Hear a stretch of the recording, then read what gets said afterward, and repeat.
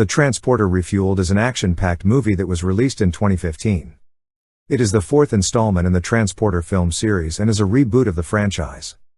The movie is directed by Camille Delamare and stars Ed Skrein, Lone Chabanal, Ray Stevenson, and Gabriella Wright. The movie revolves around Frank Martin, a former special ops mercenary who now works as a transporter. He is hired by a group of women who are seeking revenge against a Russian mafia boss. Frank soon realizes that he has been caught up in a dangerous game of revenge and betrayal. He must use all of his skills and wits to stay alive and complete the mission. Ed Skrein gives an impressive performance as Frank Martin, the titular transporter. He effortlessly embodies the character's physicality and stoic demeanor. The action sequences are fast-paced and thrilling, with plenty of car chases, shootouts, and hand-to-hand combat. The movie's slick editing and cinematography create a stylish and visually engaging experience. Here is our scene. Got it? It's...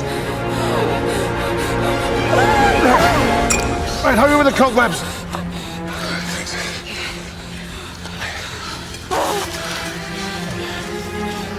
What does that do? Well, the sugar disinfects the wound. The cobwebs coagulate the blood. It's not exactly the Cleveland Clinic, but it's going to keep her alive until we get her patched up properly. Put some pressure on that, would you, Junior? Speaks about using cobwebs and sugar with wounds. When it comes to first aid treatment, there are many products and tools that can be used to help heal wounds and injuries.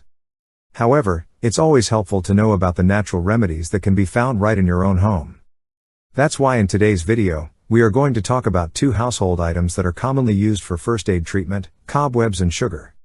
The first claim we are going to explore is that cobwebs can be used to coagulate blood wounds. This is a traditional remedy that has been passed down for generations. Many people believe that when cobwebs are applied to a bleeding wound, they can help to stop the bleeding. However, this claim is often met with skepticism and some people may wonder if it is actually true. The second claim we are going to explore is that sugar can be used to disinfect wounds. This is also a traditional remedy that has been used for many years.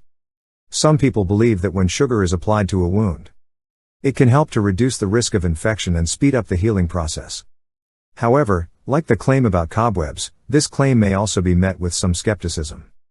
We will explore both of these claims and see whether or not there is any scientific evidence to support them.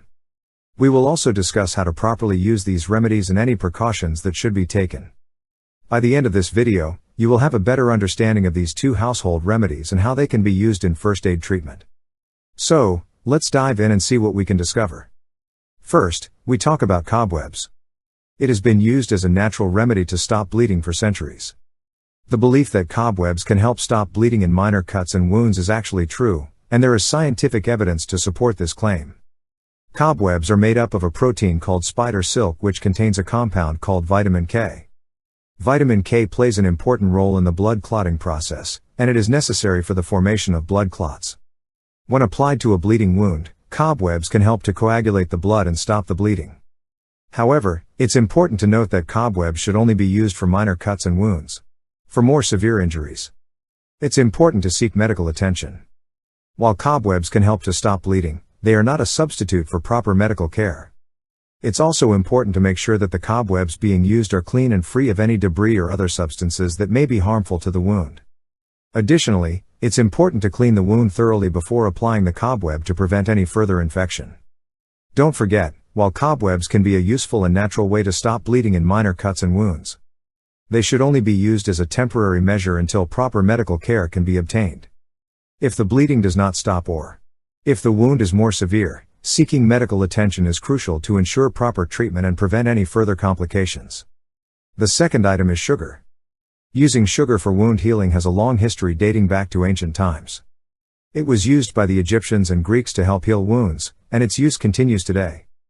Sugar is believed to be a natural antibacterial agent due to its ability to create an unfavorable environment for bacteria to grow. When sugar is applied to a wound, it can help reduce the risk of infection by preventing the growth of bacteria that could cause further harm. One way that sugar promotes healing is by drawing water out of the wound. This can help reduce inflammation and swelling, which can make the wound less painful and more comfortable. In addition, sugar can help to promote the growth of healthy tissue by creating a moist environment that is conducive to healing. This is because the sugar helps to keep the wound clean and free of debris that could impede the healing process. While sugar can be a useful and natural way to promote wound healing, it's important to use it properly. It's essential to use clean, dry sugar and to ensure that the wound is cleaned thoroughly before applying the sugar.